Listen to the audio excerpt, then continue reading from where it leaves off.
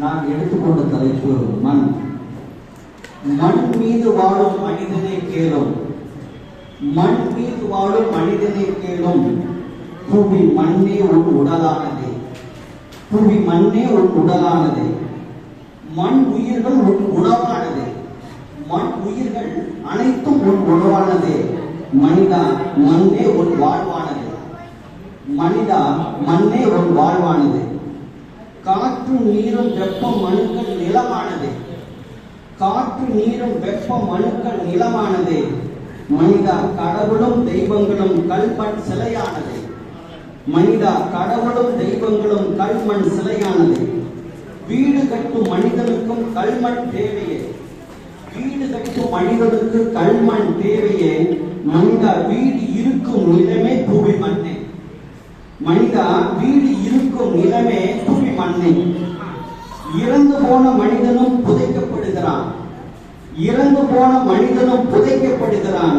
மனிதா மண்ணோடு மண்ணாக உடலும் மறைகிறது, மனிதா உடலும் மண்ணோடு மண்ணாக உடலும் மறைகிறது.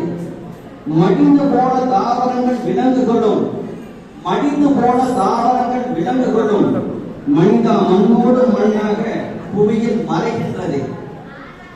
தாவரங்கள் வேர்களும் மண்ணுக்குள்ளேதான், தாவரங்கள் வேர்களும் மண்ணுக்குள்ளேதான்.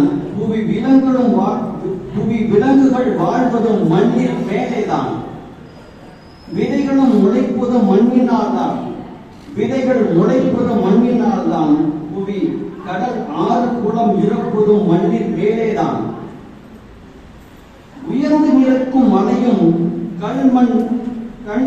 கல்மண்ணேதான், உயர்ந்து நிற்கும் மலையும் கல் மண்ணேதான். வறண்ட பாலைவனம் மணலும் மண்ணின் வகையேதான்.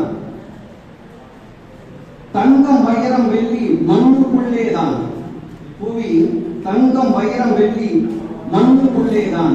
புவி கனிமங்களும் மண்ணினால் தான்.